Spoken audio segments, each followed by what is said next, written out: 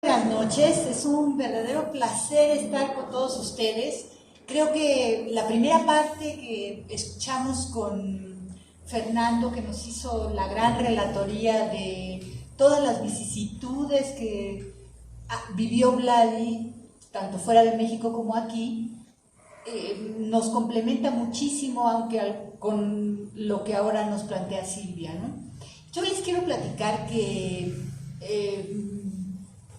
en verdad, preocupados los amigos de Vladi que nos acercamos a los conversatorios, además de la exposición, que por cierto, lo que hace Fernando al principio, yo siento que es un resumen de los 6 conversatorios en esta ocasión, pero que cada exposición ha tenido inclusive mesas y exposiciones, entonces hemos podido hacer creo que pues un buen plano de todos los aspectos que están vinculados a Vladi. Es un personaje bastante complejo, pero con mucho buen ánimo y conocimiento han entrado distintos especialistas de diferentes formas. Nosotros tuvimos la oportunidad de realizar un documental sonoro porque pues son 10 programas en donde tenemos la voz de Vladi, solo en uno no está la voz de Vladi. Y la voz de Vladi tiene diferentes momentos. Consultamos 2 acervos, un acervo de Radio UNAM, de todos los programas que ha grabado, inclusive desde carrete abiertos que se han digitalizado, y los programas con cassette, con minidisc, etc.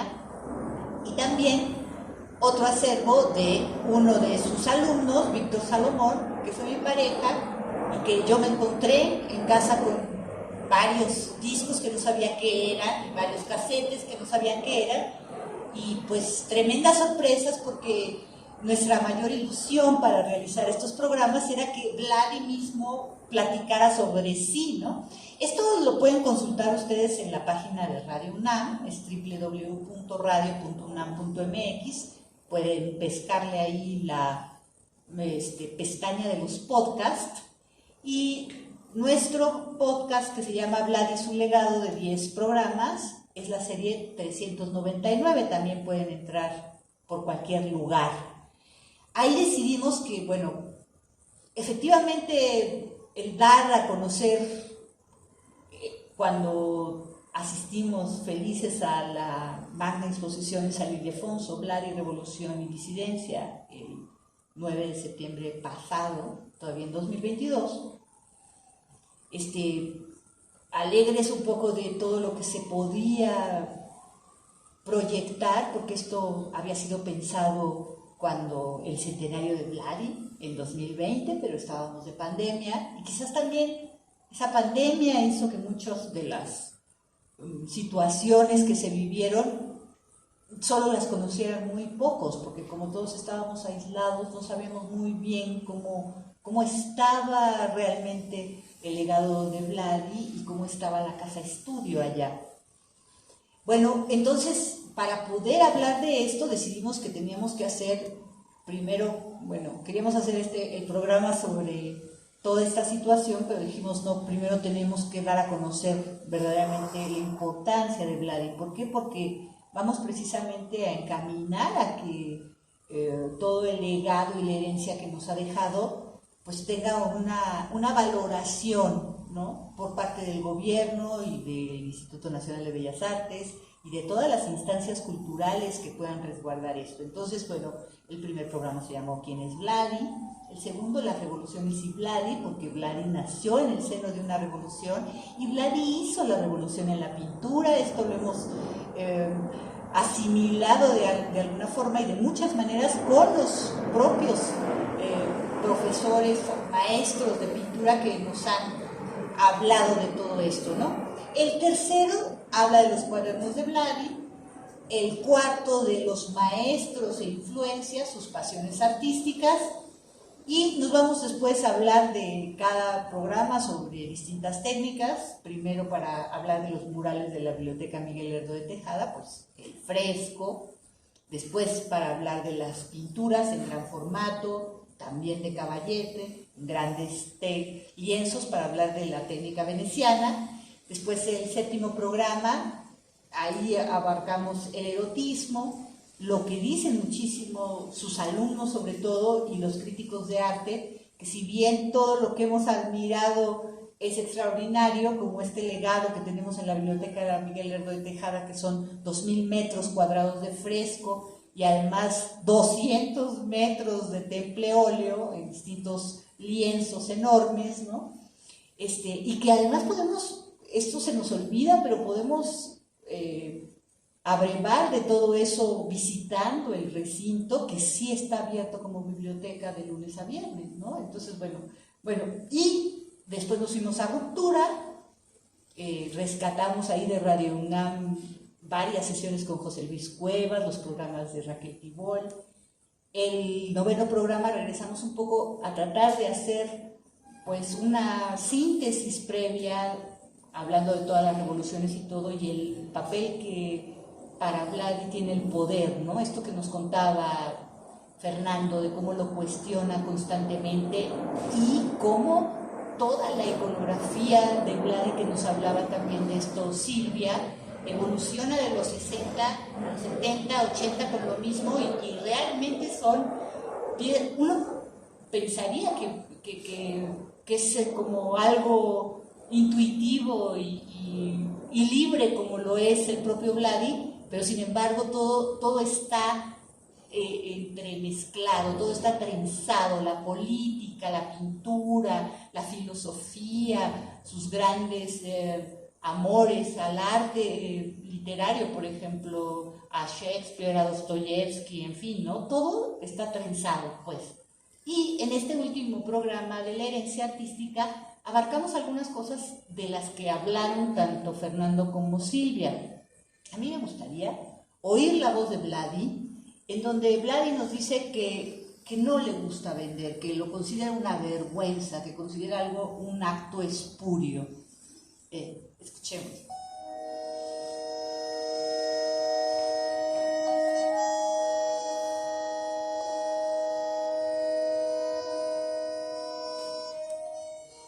La pintura como entidad, la pintura no. Todavía hoy día yo rechazo la comercialidad como una oscuridad, ¿no? Me da vergüenza venderlo. Creo que el pintor no debe vender prácticamente. Y vámonos de una vez con otro chiquitito así de unos segundos, que es el propio Vladi, diciendo cómo le gustaría que estuviera su obra, ¿no? Un poquito hablando de que, bueno, no quiere que esté en cualquier lado donde no se aprecie, donde no se valore, ¿no?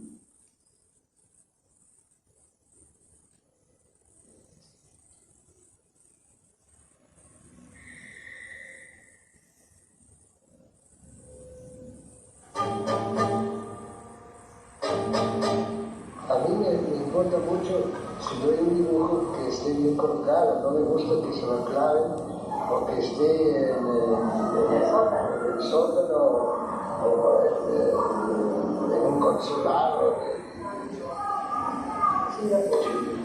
China, en un consulado, una escalera o en Alemania, no quiero eso. Y vamos a oír la declaración de Albertati de cuando nos enteramos en la segunda mesa que hizo esta exposición magna que estuvimos en San Ildefonso, se llamó Vladi Íntimo. Ahí participó Claudio Albertani y al final nos dijo estos 35 segundos que nos volaron la cabeza, ¿no? O sea, que nos hicieron decir, tenemos que hacer algo. La casa taller donde todos los que hemos hablado el día de hoy, hemos pasado días enteros conversando con Vladi, se vendió y tengo entendido que el que la compra, que no es un amante del arte, va a tumbar el taller, entonces no queda nada. Y parte de la obra tampoco sabemos qué destino tenga, ¿no? Y esto, es una tragedia para todos los que amamos a Vladi, no quiero decir más. Sí, no nos dijo más en ese momento, La casa taller Pero sí ha hecho bastantes declaraciones, tanto en la jornada como en proceso, primero diciendo que estaba desaparecida la obra, cuando sí sabemos que hay dos colecciones muy importantes. Además de todo esto que nos cuenta Fer, de que efectivamente nos metíamos al internet y buscabas obra de Vladi y entonces salía Morton, subastas o otras colecciones, pero bueno, dos muy importantes son las que ya se mencionaron aquí. Una que es la colección Lindblom, que tiene como entre 70 y 80 piezas, pero tiene el Tatik, o sea, tiene piezas muy importantes. Y la otra es la Casa Gaya. Esta Casa Gaya es un museo que acaban de inaugurar en medio de la pandemia, pero lo hicieron en una forma pues, particular, porque es un museo particular. Sin embargo, está abierto al público, no se paga ni siquiera boleto de entrada. Y bueno, yo busqué también la parte de Lindblom para entrevistar en estos programas y no me dieron cita, no me contestaron nada, fue una búsqueda en vano, pues. Pero en el caso de la Casa Gaya sí decidieron abrir las puertas a Radio UNAM, y quisiera también que escucharan un poco lo que dice tanto la directora de este lugar, que es Alejandra Cermeño, como Carlo Poletti, que es el gestor de la obra de Vladi en Cuernavaca. Hemos dicho que se desapareció la casa, lo oímos ahora, nos lo contó tanto Fer también, bueno, ya es una evidencia tremenda, ¿no? Pero no sabíamos, por ejemplo, muchos, qué pasó con su escritorio, con su biblioteca, porque Vladi tenía una biblioteca en donde todos los libros de arte estaban intervenidos por él. Y entonces junto a un dibujo extraordinario teníamos otro de Vladi, o junto a una obra a color extraordinaria teníamos una copia que Vladi había hecho, ¿no? Entonces, y así página por página. Bueno, en fin, ¿por qué no los escuchamos? Son entre los dos 5 minutitos. Alejandra Cermeño, directora del Museo Casa Gaya, y Carlo Poletti, gestor de la obra de Vladi en dicho recinto, nos platican acerca de cómo llegó a sus manos este importante acervo y sobre sus planes futuros. Soy Alejandra Cermeño, directora del Museo Casa Gaya. Yo inicié los trabajos de remodelación y de adaptación del lugar junto con museógrafos, curadora Nuria Sadurni. Y cuando Vladi llegó a nuestro museo, para mí fue un encuentro fantástico. Realmente nunca había visto tantos colores, tanta diversidad. Tenemos 58, ¿no?, de esta obra, lo que tenemos expuesto, pero de Vladi tenemos ¿cuántos en la bodega? De Vladi, pues... Carlo Poletti, gestor de la obra de Vladi en Casa Gaya. Tenemos ahí un número un poco disperso porque tienen que llegar las nuevas piezas, pero sí tenemos pues un acervo bastante amplio que próximamente pues se dará a conocer bien. Todo lo tenemos nosotros, Carlos lo rescató y tenemos cantidad de cosas. Exactamente, bueno, quería llegar a ese punto, pero perfecto que lo estamos tocando. Sí, claro, de verdad pues fue todo un reto, fue pues una serie de un proceso de documental, como decir, notarial, ¿no? Porque hubo que hacer pues todo el estudio pieza por pieza.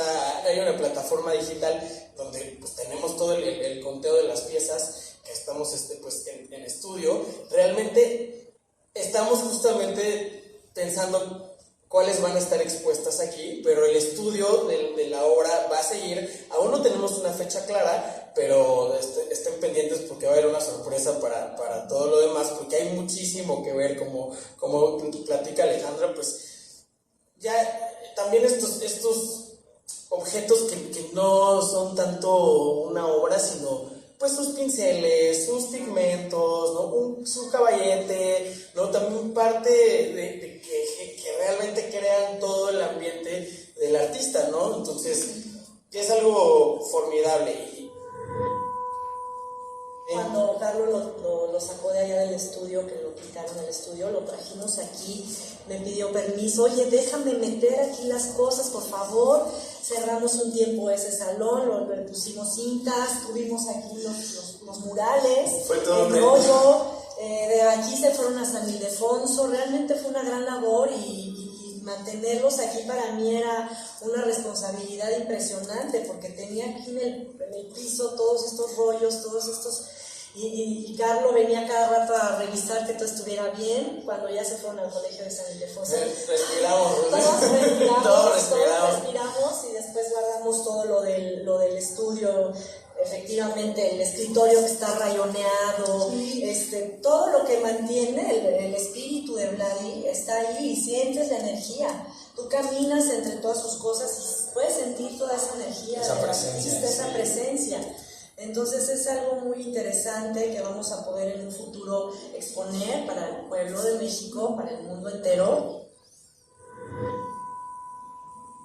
Bueno, una parte esencial estaba aquí en la ciudad de Cuernavaca. Nosotros como museo estamos colaborando con 54 piezas que están en San Ildefonso, entre ellas 2 piezas monumentales. Entonces, pues fue interesante porque desgraciadamente el taller que perteneció al maestro Vladi pues ya no existe hoy en día, ¿no? Vicisitudes. Entonces siempre hubo una cierta polémica alrededor de su obra y por la cual siempre la mantuvo junta, ¿no? Entonces eso es algo de lo magnífico de haber conocido ese espacio y que se esté logrando la exposición que se logró en San Ildefonso, que permaneció mucha de su obra junta. Entonces pues él, después de su muerte y después de la muerte de su difunta esposa, pasa a manos de sus familiares, pero pues ahí no se queda inactiva, ¿no? Se queda inactiva hasta que hace 3 años se retoma el proyecto y pues se empieza a dar una gestión, ¿no? Había que hacer un estudio, un estudio de su biblioteca, de su archivo, de las piezas que estaban pues, en el taller, y era pues un proyecto pues, bastante ambicioso. Y por último quisiera, es evidente que ahí el Carlo Poletti es gestor, como dijimos, pero la familia Poletti, el padre es abogado y es abogado de Carlos Díaz, que es el sobrino de Isabel, ¿no? El pleito, ellos hablan de que las obras y todo, pero bueno, es precisamente quienes han vendido la mayor parte del patrimonio que estaba ahí, pues, ¿no? Que ya no existe ahí. Bueno, por último yo insistí bastante en que Bellas Artes tuviera alguna declaración de alguna forma, pues iba a acabar el programa y nadie me decía nada, y una chica que está como investigadora en el Colegio de San Ildefonso nos recibió para platicarnos un poquito lo que Bellas Artes iba a hacer en ese momento o cómo veía las cosas. Escuchémosla, se llama Verónica Herrera.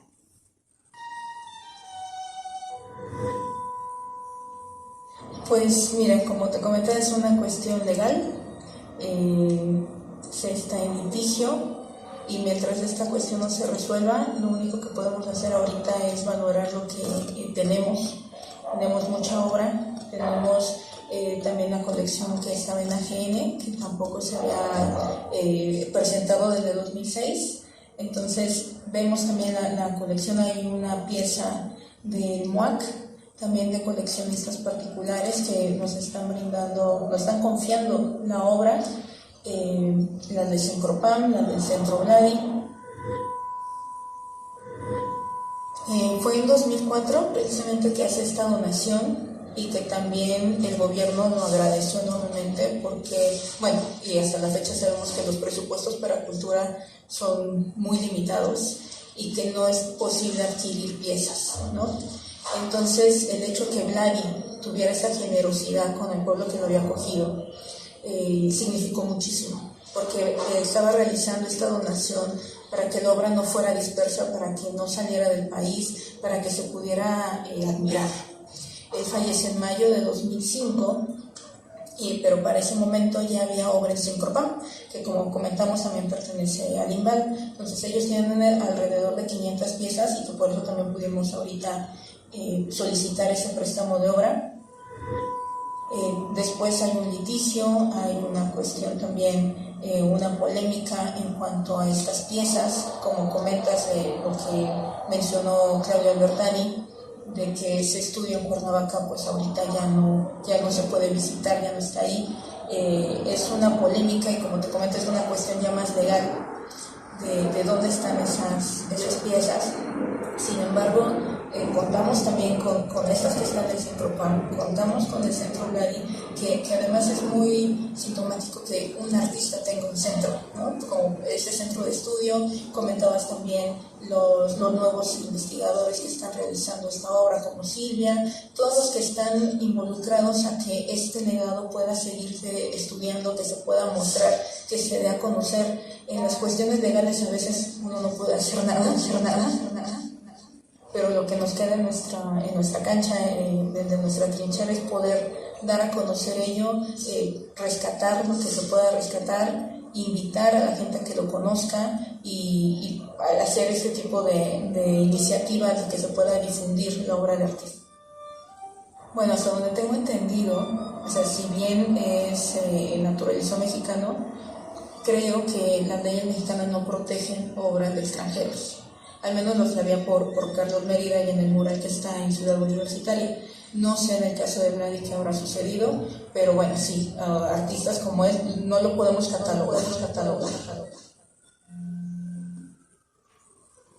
Bueno, pues creo que Bellas Artes, por lo menos con lo que estaba en la exposición, con lo que pertenece al Sincropan y todo, está ya tomando cartas en el asunto, ¿no? Pero va lento y quién sabe qué pase entonces con las colecciones particulares, que eso es quizás lo que más nos preocupa, ¿no? Porque, bueno, cuenten, no llegan ni a 1,600, ¿no? ¿Y dónde están las otras 3,000? O sea, no hay más, ¿no? O sea, y el legado sí fue de 4,600, ¿no? Entonces, bueno, pues tenemos que tratar por diferentes frentes de convencer, yo creo, porque ella habla, por ejemplo, hablando de Bellas Artes, que Vladi era extranjero, pues, y Vladi se naturalizó, entonces eso creo que tiene una importancia. Remedios Varo nunca se naturalizó y sin embargo ella sí es patrimonio, ¿no? Entonces, bueno, todo creo que se puede discutir en alguna forma y estamos en eso. Y queremos de alguna forma rescatar lo mayor posible porque esa riqueza es precisamente lo que nos ha hecho valorar al gran artista que tuvimos con nosotros y que sí efectivamente todavía está con nosotros. Pues muchísimas gracias, Dulce, no solamente por la participación en esta noche, sino por todo el acompañamiento a lo largo de toda tu vida cerca de Vladi, que ya tiene muchos años, fuiste su amiga, fuiste también partícipe de este centro en muchas cosas junto con Víctor Salomón, y luego, pues en específico, con esta cadena de 10 programas maravillosos que situaron las cosas muy bien en contexto para poder avanzar y actuar. Creo que es muy importante referirnos a un reportaje del 18 de mayo de 2004, es decir, al día siguiente, y así hay otras notas, pero creo que esa es la más clara, que es precisamente de Mary McMasters, reportera de La Jornada y también amiga del Centro Vladi, quien hizo una crónica muy, muy bien detallada de cómo se dio esta donación y que pues no es un acto fantasma, ¿no? O sea, se firmaron documentos, había las autoridades de más alto rango de cultura del país. Hubo declaraciones públicas de las mismas agradeciendo dicha donación y hubo personajes muy importantes como testigos a quienes todavía se les puede preguntar, aunque ya casi todos fallecieron, pues también todavía están vivos algunos de los funcionarios, y también está vivo el ingeniero, por ejemplo, Cuauhtémoc Cárdenas. ¿Por qué es fundamental en la vida de Vladi? Pues por ser hijo de Lázaro Cárdenas, quien les dio la entrada a nuestro país, el asilo político a Víctor Serge y a su persona, y pues por lo mismo pues es un testigo también directo de esa historia. Y pues bueno, en esa crónica pues quedan muy asentadas las cifras, coincide perfectamente, se habla de las 500 obras que se dieron por adelanto a Cencropam en ese mismo acto, y que quedaban las otras por entregar, o sea, 4,100. Entonces, por lo tanto, pues creo que existe todas las posibilidades pues, de que esto se vaya aclarando. También quiero decir que tenemos que ser muy precisos a la hora de hablar, y no podemos hablar de propiedad del Lindblom o de propiedad porque son obras que son propiedad de la nación, y eso no puede ser revertido ni por un juicio testamentario, ni por un juicio de ninguna índole, porque una vez que las obras quedan catalogadas como bienes del INBA, pues son bienes de la nación, y solamente un decreto presidencial, me parece, o una controversia constitucional puede revertir. A ese grado está, o sea, un juicio o un papel o algo puede alargar el proceso legal.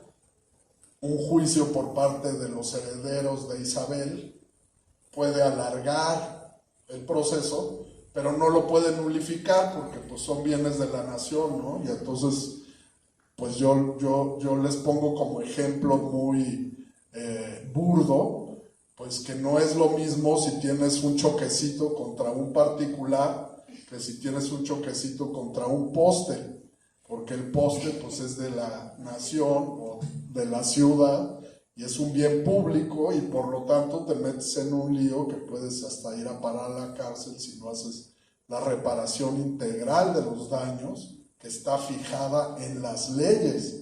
Y en el caso de una cuestión de un bien patrimonial como una obra de arte, pues es un robo a la nación.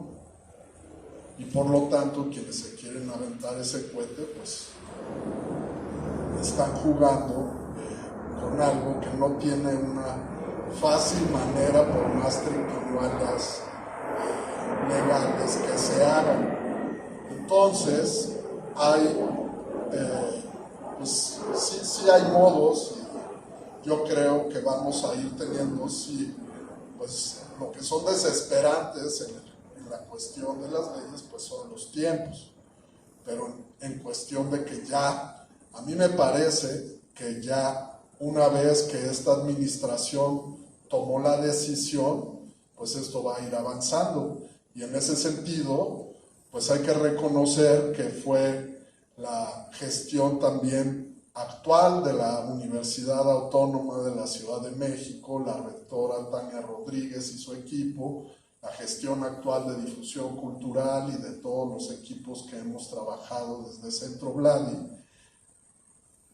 para acicatear y hacer que se tomaran cartas en el asunto, y ya tenemos que el Bellas Artes sí reaccionó después de mucha insistencia, de vertirles la información, de estarlos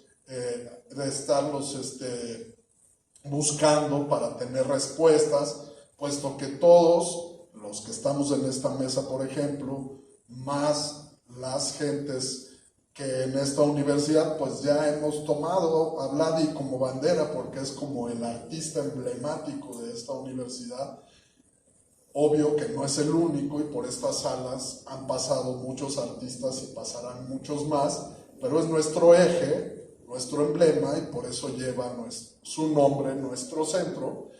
Y pues hemos tomado esa iniciativa por toda esa verdadera epopeya que les hemos narrado, que significa el mantener unido ese legado por parte de un individuo en medio de una vida tan atrabancada, tan difícil, tan caótica, tan llena, pero a la vez tan rica, tan pródiga, tan espléndida, que se ramifica y no puede explicarse el siglo XX de México sin la presencia de Gladys en nuestro país, sin la presencia de esa obra dinamizando las exposiciones, los libros, las obras de teatro, las películas, y que por lo mismo, pues la universidad le ha dado la proyección que le ha dado durante estos últimos años,